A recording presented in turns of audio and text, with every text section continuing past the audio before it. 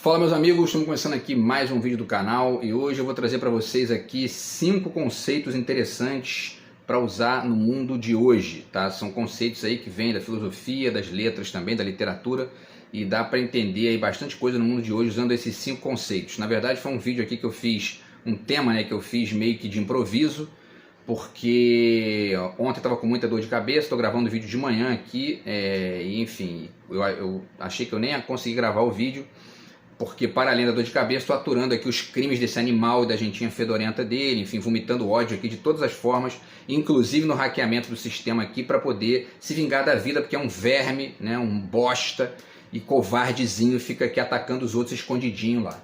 Enfim, então vou fazer esse vídeo aqui de improviso e amanhã vou tentar fazer um comentário aqui sobre a entrevista do Lobão também, que ele deu uma entrevista para o Estadão falando sobre questão de política, e aí eu vou fazer esse vídeo para amanhã, tá? Isso enquanto esses animais aqui não destroem tudo, porque esse animal mongoloide velho, fedorento lá, é a vingança eterna, né, de um retardado sem lembrança, né? Enfim, então tá aqui do outro lado de cá meu novo livro de poemas também, que eu tô deixando aqui para vocês, o zap na descrição do vídeo, mas enfim, tá tudo poluído por esse bandido, não consigo falar com ninguém aqui para poder vender o meu livro e enfim, seguir minha vida, né, longe do baixo nível desse animal. Então tá aí, quem quiser entrar em contato, tá? É só falar. Enfim, então vamos lá, pessoal. Então são 5 conceitos, tá? Na verdade é só uma panorâmicazinha rápida, porque não deu tempo aqui de preparar nada muito sofisticado, muito elaborado, melhor dizendo, né?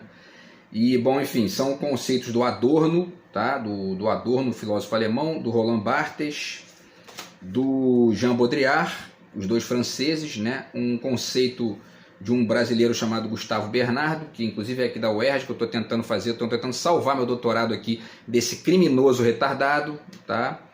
E também o conceito de complexidade, tá? Do Edgar Morin, tá bom? Então vamos falar um pouquinho sobre esses 5 aí, tá? E só aqui, né, dar uma passada rápida aqui e fazer umas sugestões paralelas também, que podem ajudar a ler melhor aí também a questão, tá? E além disso, todos esses conceitos eles podem ser usados tanto nas suas áreas específicas quanto em outras também, né? Porque são conceitos que estão aí discutindo questões atuais, inclusive nas questões ligadas à sociedade, ligadas à política, ligadas à arte, ligadas a uma série de coisas aqui, tá? Que vocês vão ver aí que tem uma pegada para isso, tá? Então, pessoal, o primeiro conceito é o conceito de ensaio para o Adorno, tá? Para o Theodor Adorno, que é um filósofo alemão, tá? Da escola de Frankfurt, ali da metade do século XX.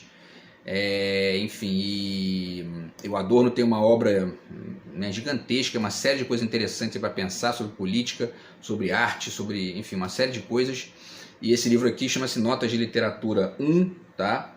E o primeiro capítulo desse livro aqui se chama justamente o ensaio como forma.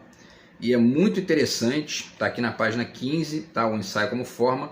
E aí ele vai fazer uma reflexão sobre justamente os desenvolvimentos desse gênero, entre aspas, né, literário, que é o gênero do ensaio, tá? Então ele fala várias coisas interessantes aqui. Na página, por exemplo, aqui na página 16 ele fala: o ensaio, porém, não admite que seu âmbito de competência lhe seja prescrito, né? E vou só citar aqui rapidinho 2 ou 3 coisas ali para poder explicar um pouquinho aqui da ideia, tá? E aí ele fala também, né, que na página 18 ele diz, né, o ensaio se aproxima de uma autonomia estética que pode ser facilmente acusada de ter sido apenas tomada de empréstimo à arte, embora o ensaio se diferencie da arte tanto por seu meio específico, os conceitos, quanto por sua pretensão à verdade desprovida de aparência estética. Eu diria, inclusive, que, porque esse texto aqui é da década de, se não me engano, da década de 50, isso aqui, inclusive, já está até superado, a gente já está numa outra fase aí, no qual essas duas coisas, né, a pretensão à verdade e a aparência estética, estão já mais evidenciadas como algo que está, enfim, o tempo todo em diálogo e tudo mais. É um pouco também aquela discussão dos gregos lá entre filósofos e sofistas, né, a verdade ou ali enfim, a grandiloquência e tal. E hoje essa não é exatamente a questão, né? A questão não está tanto em você enfim, mesclar a filosofia com a arte, mas sim, enfim, o valor, né, e a profundidade do que você está fazendo em relação ao que você decidiu ali pensar, tá?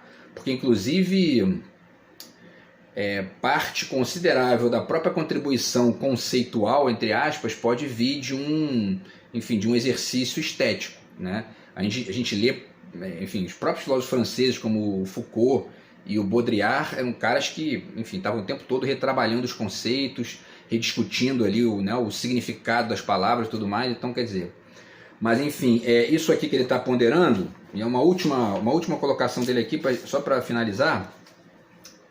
Na página 25 ele diz, né? Nos processos do pensamento, a dúvida quanto ao direito incondicional do método foi levantada quase tão somente pelo ensaio.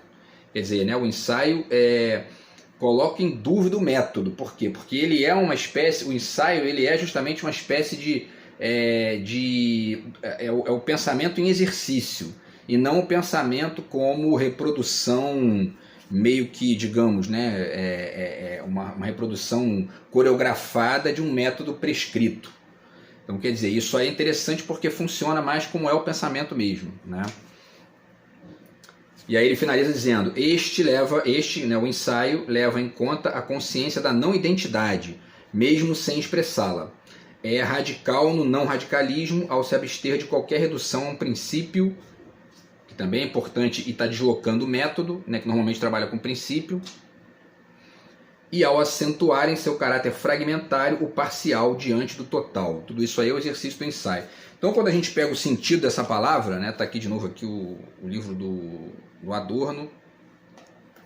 Quando a gente pega o sentido dessa palavra ensaio, a gente até pensa, por exemplo, no carnaval, né, quando as escolas de samba vão primeiro testar, né, para fazer os ensaios para depois ir para o desfile propriamente dito lá, onde aí fica mais, enfim, né, no caso específico do desfile do carnaval, ali já não pode errar, porque tem o júri e tudo mais. Mas enfim, então essa categoria do ensaio, o sentido dessa palavra, ensaio, essa palavra tem um sentido de esboço, né? De estar o tempo todo naquele processo de esboço. E isso, por que isso é rico? Porque, primeiro, isso coloca, como o Adorno ponderou ali, coloca em questão o valor de um método prescrito, ou seja, você não vai para o texto meio que totalmente impregnado, né, por um método que vai ser ali o norte até o final, e você também entende que você não necessariamente vai chegar no final do ensaio, do artigo e tal, com a mesma formulação que você estava no início, porque é um processo. Então isso aí coloca a questão, né, do trabalho de reflexão científica, filosófica, etc. e tal, como algo que é um processo, tá? E não algo que é um começo, meio e fim prescrito. E isso é assim que funciona o pensamento, né? E aí, só para finalizar aqui com algumas dicas paralelas, tá? Esse livro aqui da Marisa Lajolo, Literatura Ontem, Hoje e Amanhã, porque ela está mostrando aqui que a literatura é muito mais do que apenas romance, conto, poesia, crônica. O ensaio, tanto é que o Adorno intitula o livro dele de Notas de Literatura, né? Ele trabalha com a ideia do ensaio como um gênero literário, né? E ele dialoga, e aí quando ele pondera que o ensaio é justamente esse exercício aí de busca da verdade, ao mesmo tempo de experiência estética, ele está, né, naquela discussão ali, ele também está chamando atenção para um detalhe importante nesse nível aí, tá? E isso é um exercício de diálogo de fronteiras, tá? Então, quer dizer, está aqui esse livro aqui também é muito interessante, Pintura como Ato de Fronteira, o confronto entre a pintura e o mundo, Hugo Hayek. Tá? Essa ideia de ato de fronteira é também um pouco essa questão, né? Porque o que o Adorno está tentando chamar atenção ali é que o ensaio seria justamente um exercício de um ato de fronteira entre a filosofia ou a ciência, enfim, e a literatura, tá? Quer dizer, quando elas perdem ali esse caráter de distinção, tá? E funcionam juntas. certo? E isso também lembra aqui um artigo legal do Lorenzo Mami, que está nesse livro aqui, O que Resta e a Arte Crítica de Arte, que é um artigo dele sobre as bordas, né? Ele está falando da pintura, mas o ensaio também cabe, né, nessa questão aqui, que é justamente o exercício do trabalho do texto na borda entre a ciência e a literatura, ou entre a filosofia e a literatura, etc e tal, tá? Então, quando eu li esse artigo do Adorno aqui, ele me ajudou muito a entender melhor uma forma mais interessante de escrever, tá? Para poder transmitir as ideias, beleza?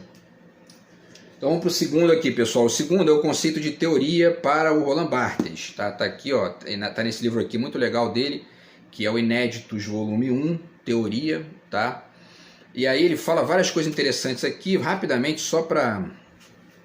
Por quê, né? Por que esse conceito aqui é bem interessante e ajuda bastante a entender o mundo de hoje e até a funcionar melhor, a ler melhor o mundo? Por quê? Porque muita gente confunde, né? Acha que teoria é uma coisa, prática é outra, né? Isso é uma coisa na teoria, outra é na prática. Isso gera uma série de problemas, dentre os quais uma visão equivocada e muitas vezes pejorativa do trabalho de reflexão, do trabalho de escrita, do trabalho de produção acadêmica, do trabalho de produção filosófica, etc e tal. Então você começa a dizer que tem um texto, mas isso é o texto, uma coisa é o texto, outra é a vida, como se um morto estivesse escrevendo, né? Entendeu? Então assim, a palavra prática, eu já fiz vídeo aqui inteiro sobre isso, né? A palavra prática, qualquer coisa é prática, né? Dormir é uma prática, o verbo dormir é um verbo, portanto é uma ação, portanto é uma prática. Então não existe esse papo de uma coisa na teoria, outra coisa na prática. Você pode dizer que uma coisa é o texto, uma coisa é dizer, ó, eu vou chutar a bola para o gol e vou fazer o gol, outra é ir lá e chutar a bola, beleza. Mas isso não, se você chama isso de teoria, outro de prática, você não está dizendo bem o que é a teoria. E também não está dizendo bem o que é a prática, porque prática, como eu disse, é qualquer coisa, né? Enfim, aí o Adorno faz uma formulação sobre isso aqui, e ele diz que, primeiro, né, três coisinhas rápidas que ele pondera aqui. Primeiro ele diz que, em primeiro lugar, não se deve confundir teoria com abstração, por conseguinte, ela não se opõe ao concreto. É mais ou menos o que eu estou ponderando aqui, esse barato aí de teoria e prática, né? Quer dizer, como se a prática fosse, como se a teoria fosse uma abstração e a prática é o concreto. Isso é um equívoco, né? Total. E, bom, e para além disso ele diz aqui, na página 151, ele fala: aliás, é normal que naquela época, ele estava falando do século XIX, né, quando o sentido comum da palavra se cristalizou, ele diz, naquela época, é normal que naquela época na qual predominava uma espécie de racionalismo empírico e cientificista, a palavra teoria tivesse um sentido em geral bastante pejorativo. Não era oposta à prática no sentido marxista do termo, mas precisamente à experiência, a verificação dos fatos de acordo com o modelo, ou em todo caso de acordo com ele chama de superego das ciências experimentais, tá? Então quando ele está falando de contrário à experiência, contrário à verificação dos fatos, é mais ou menos isso, né? Recentemente eu fiz também um vídeo aqui falando sobre a Damares, né? E a Damares, não, porque a teoria da evolução é só uma teoria, né? É mais ou menos o que ele está dizendo aqui. Né? Isso é uma, como quem diz, né? Isso não foi verificado na prática, né? Primeiro que já foi, né, enfim, constatado no processo há dezenas e dezenas de anos, né? Que ela está na Idade Média ainda, né? E segundo que ela está nitidamente nessa dicotomia que não se sustenta, que é teoria e prática, tá? Que eu já ponderei aqui. E aí, pessoal, por último, o Barthes, né? Ele também fala aqui da questão do movimento, né? Que os textos são sempre plurais, quer dizer, né? E fala de várias outras coisas aqui, né? Ele diz o seguinte aqui também na página 159 para finalizar. Ele diz: trata-se de expulsar o significado como representante da monologia, do cientificismo, da filiação e da determinação, quer dizer, o trabalho da teoria como processo, de tudo que não dá conta da multiplicidade, do plural do mundo e de sua organização segundo uma hierarquia flutuante. É isso, né? Então, quando você entende que, tá aqui, né? Quando você entende que a teoria é um exercício e não uma prescrição, ou enfim, um modelo, né? Você percebe você entra em conexão com o aspecto flutuante, com o aspecto de movimento do mundo de maneira muito mais inteligente do que se você ficar prescrevendo para depois apenas ficar justificando aquilo, tá? E de certa forma isso também é um pouco a ideia que o Adorno teve ali quando ele escreveu o trabalho dele sobre o ensaio. Então, quer dizer, essas duas ideias aí do ensaio do Roland Barthes, do ensaio do Adorno e da teoria do Roland Barthes dialogam bastante nesse sentido aí, tá? E aí, só para finalizar, pessoal, duas dicas aqui que inclusive provam, né, o que o Barthes está falando ali. Tem duas obras literárias que são consideradas literárias de estrito senso, mas que demonstram esse caráter aí da teoria. Esse romance aqui da Paula Aloy Charac, que é uma escritora argentina, tá, que está viva, ela tem mais ou menos a minha idade, e assim, é um romance que é sensacional, é um dos meus romances preferidos, porque justamente ela está exercitando isso aqui. Quer dizer, ela faz uma história aqui que é, enfim, tem uns personagens que estão conectados com a internet, tem várias discussões ali, são universitários, mas ela vai brincando com a aplicação, né, das teorias no cotidiano, como que essas teorias históricas, enfim, e que são aparentemente, enfim, né, são aparentemente encasteladas na universidade, elas estão o tempo todo ali, ó, enfim, né, transcorrendo no dia a dia, e você escolhe uma teoria, daqui a pouco você muda para outra e tal, e isso é o funcionamento realmente do cotidiano, tá?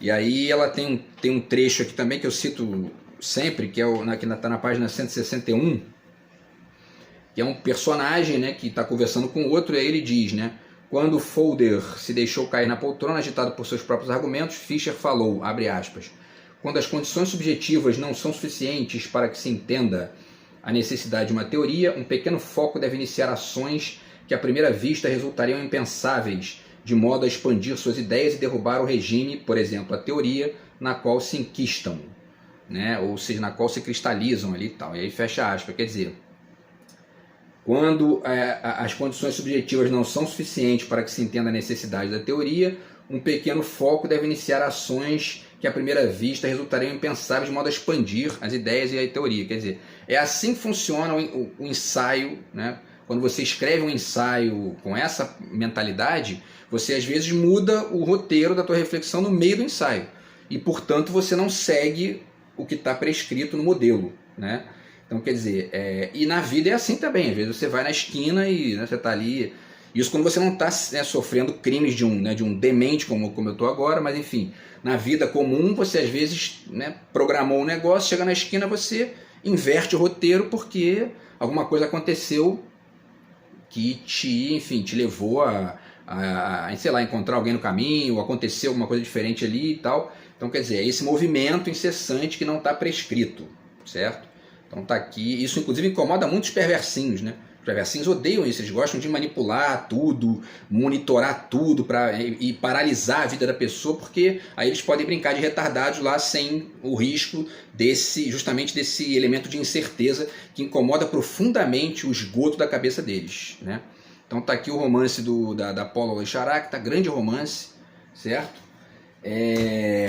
E que diz bem aí o que é essa questão. E um último exemplo, né, ainda nessa questão do conceito de teoria, é um conto do Machado chamado Teoria do Medalhão, né, um conto chamado Teoria do Medalhão, e é muito interessante que é mais ou menos assim, para resumir, né, é uma história de né, enfim, eu não lembro agora se é um pai, um filho, dois amigos, mas o fato é que eles estão ali conversando e um está ensinando o outro a ser uma espécie de estúpido, né? Ó, não faça isso, não faça aquilo, não saia do prumo. E aí na última página, tem até na 66 aqui, diz, ó, proíbo-te que chegues a outras conclusões que não sejam as já achadas por outros.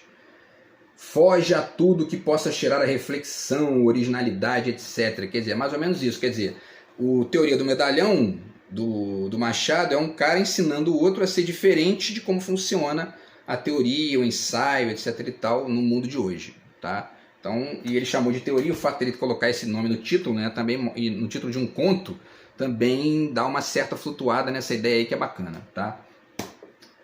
Rapidamente aqui, pessoal, o terceiro conceito é esse conceito aqui de metaficção, tá? Do Gustavo Bernardo, que é um autor brasileiro. E aí ele fala aqui, o que seria a metaficção, né? Para resumir aqui. Ele já resume aqui na página 9, tá? O que é a metaficção? Trata-se de um fenômeno estético autorreferente através do qual a ficção duplica-se por dentro, falando de si mesma ou contendo a si mesma. E ele vai dando vários exemplos interessantes aqui, René Magritte, Hitchcock, enfim, muita coisa bacana. Esse livro é sensacional. E o dado concreto é o seguinte, ele na verdade está falando de uma tendência que é a tendência da metalinguagem, né? Aplicada, nesse caso específico, às obras chamadas de ficção. Agora, o próprio fato das obras estarem, né, nas últimas décadas, aí, nos últimos, de repente, 50 a 70 anos, aí, nesse barato de discutir a própria produção por dentro, né, isso aí coloca, inclusive, em questão esse próprio prefixo de meta, né, porque isso vai começando a perder, inclusive, a distinção, né? Outros autores chamam de metalinguagem, tá aqui o Haroldo de Campos também tem vários textos que ele fala sobre isso, certo? Enfim, e aí tem várias, né? Se você pega, por exemplo, basta você pegar o filme do Fellini, né? 8,5, que é isso, é um cara fazendo um filme dentro do filme, é mais ou menos isso, e virou uma coisa muito comum também, escritores serem personagens dentro de romances ou contos de outros escritores. Isso também é muito comum aí, que é na verdade uma espécie de exercício desse conceito de metaficção. Por exemplo, esse romance muito bom aqui do Julian Fuchs, que é um escritor brasileiro, Procura do Romance. Eu já li isso aqui, tem uns 10 anos aí que eu li esse romance, e é bem interessante porque é um pouco isso, e é um exercício de metaficção, de metalinguagem, né, de discutir justamente ali a crise do romance por dentro de um romance, tá? Então isso é muito comum aí, já está muito, enfim, consolidado aí como um exercício aí, recente na história da literatura e tudo mais, tá? E um dos autores que mais faz isso é um espanhol chamado Henrique Villamatas. Está aqui, Dublinesca, que é um romance que ele fala do enterro da literatura. Tá? Esse aqui, que é o Não Há Lugar para a Lógica em Cassel, no qual ele escreve um livro dentro de uma exposição de arte para poder fazer justamente esse ato de fronteira, digamos assim, né? Tá? E esse romance dele aqui também, que é o Mac e Seu Contratempo, que é um cara que reescreve o romance de outro dentro de um outro romance. É mais ou menos esse barato aí da metaficção também, tá? E eu vou falar rapidinho dos outros dois aqui, porque não vai dar tempo de desenvolver, tá? Mas é só para deixar registrado aqui também, só um esboço, né? um esbocinho razoável.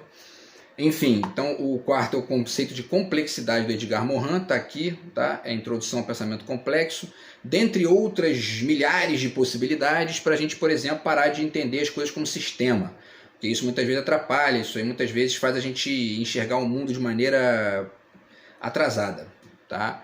Por exemplo, né, quando a gente lê o Morin, a gente escuta o Bolsonaro dizer que é antissistema, certo? Já pega rapidinho ali a conversa fiada na fala dele, certo? Dentre outras, como eu falei aqui, né, milhares de possibilidades. Ele discute essa questão aqui também no Ciência com Consciência, que é esse livro aqui, esse livro bem legal aqui dele também. E isso é uma espécie de desenvolvimento da questão da transdisciplinaridade, interdisciplinaridade, etc. e tal, que estão aqui, por exemplo, nesse livro aqui, tá? Cabeça Bem Feita. Tem outros livros dele que ele trabalha isso aqui também, mas nesse livro aqui ele fala sobre isso, tá? Ele fala inclusive sobre trans, poli, multi, quer ver? Interpoli, transdisciplinaridade, tá? Então, quer dizer, e no final das contas isso aqui é complexidade, tá? Que é o que? Justamente esse ato de fronteira entre as disciplinas anteriormente trabalhadas, separadas, etc. e tal, tá? Isso também ajuda a entender que não existe política sem literatura, não existe literatura sem política, não existe história sem política, não existe política sem história, e etc, etc, etc. Tá? A gente não fica com um pensamento muito compartimentado, certo? Bom, enfim, só para citar dois exemplos rápidos aqui dessa complexidade. A visão do Agamben, por exemplo, aqui, quando ele fala da língua como gíria e dos povos como ciganos, tá? Que tem um diálogo bem interessante aí com a questão da complexidade. É preciso ler isso aqui em diálogo com outras coisas também, até para fazer jus à própria complexidade, né? Mas enfim, essas duas questões dele são ótimos exemplos do que o Morin pondera ali, tá? E por último, esse exemplo aqui, que é esse livro do Sérgio Santana, que é o Conto Zero, que na verdade é o exercício do que hoje se chama de autoficção, ou seja, né, a mistura entre a autobiografia e o texto ficcional, o estrito senso, como se entendia na perspectiva tradicional. Então, quer dizer, né, e aí você percebe que essas coisas estão sempre borradas, estão sempre, enfim, em ato de fronteira. Por quê? Né? Porque isso é um olhar que é muito próximo da complexidade, tá? Então, mais um exemplo aí. E por último, pessoal, para finalizar, deixo aqui com vocês o conceito de simulacro, tá? Do Jean Baudrillard, que eu já citei bastante aqui também, porque eu acho que ele é uma das melhores chaves para poder entender esse patriotismo do Paraguai, do Bolsonaro, patriotismo fake, né, da direita brasileira, especialmente da direita bolsonarista, nesse caso. E o conceito de simulacro do Jean Baudrillard é finalzinho da década de 80 ali, tá? E aí ele começa, inclusive, o livro, né, falando sobre um conto do Borges. E se outrora pudemos tomar pela mais bela alegoria da simulação a fábula de Borges, em que os cartógrafos do Império desenham um mapa tão detalhado que acaba por cobrir exatamente o território, essa fábula está terminada para nós e tem apenas o discreto encanto dos simulacros de segunda categoria. Esse livro aqui eu não sei se vocês acham no Brasil, porque eu comprei, na verdade, né, eu mandei vir de Portugal, tá? Porque é uma editora de Portugal, Relógio d'Água. Mas enfim, talvez a gente ache aí, né, pela Amazon da vida e tal. Mas enfim, essa ideia de simulacro dele é, na verdade, um desenvolvimento. Tá aqui só para ponderar aqui o conto que ele fala do Borges, está nesse livro aqui, O Fazedor, tá? Que é um conto chamado Do Rigor da Ciência, que é esse lance dos mapas, né? Eu usei esse conto, inclusive, num artigo, num romance que eu estou escrevendo aí, tá? Mas enfim, isso aí é mais ou menos um desenvolvimento justamente da teoria do espetáculo do Guy Debord, né? Tá aqui o Sociedade do Espetáculo, do Guy Debord, tá? E um pouco de dor de cabeça ainda, mas enfim. Qual é a questão, né, do Debord, que seria que, né, os meios de comunicação de massa né, e a imagem de maneira mais ampla está substituindo o contato direto com a vida, né, com a vida vivida, que ele chama, né? E aí o Baudrillard, isso aqui foi na década de 60, tá? E aí o Jean Baudrillard vai sugerir que, na verdade, esse desenvolvimento de alienação que o Debord estava ponderando na década de 60, naquele momento ali, década de 90, início da década de 90, final da década de 80, início da década de 90, já estava radicalizado a um nível de quê? Né? Essa é a grande diferença do conceito de simulacro para o conceito de espetáculo. No conceito de espetáculo, você está numa lógica ali de funcionar meio que guiado por alguém, né? Guiado pelo discurso de outro. Tá? Já no conceito de simulacro seria o seguinte: você já começa a enxergar esse discurso do outro como a única verdade. E como uma verdade que já se disfarçou de tal forma que não existe mais condição de entender o caráter de farsa daquilo ali. Eu dei o exemplo aqui, né, do silicone, né? Quando é muito bem feito, a plástica, na verdade, é até melhor, né? Porque o silicone é mais evidente. Mas uma plástica muito bem feita, a pessoa nem percebe que o rosto já é outro, né? Então, enfim, é mais ou menos isso aí. E isso se conecta com tudo que a gente vai, enfim, assimilando e vai sendo bombardeado aí pela mídia de massa, pela própria internet, nos seus mecanismos ali mais massificados, etc. e tal. Tá tudo muito nesse exercício simulacro que a gente começa a achar que, ó, o sujeito tal, do veículo tal falou, é a cobertura total do evento. Cobertura total do evento é o que eu já falei aqui, uma expressão autoritária, é um simulacro isso aí, né? Porque não existe isso. Tem um peitinho por baixo daquele silicone ali, né? Então, se a gente não percebe isso, a gente fica achando que a verdade está dita e não falta fazer mais nada, tá? Então é isso, pessoal. Esse foi o vídeo de hoje aqui, mais no improviso, tá? Para falar sobre esses 5 conceitos aí que são bacanas de entender o mundo de hoje, ajudam a pensar uma série de coisas legais aí. E a gente volta aí no vídeo de amanhã, tá? Vou tentando melhorar aqui da dor de cabeça para amanhã fazer o vídeo para vocês aí, tá bom? Grande abraço, tamo junto, fui.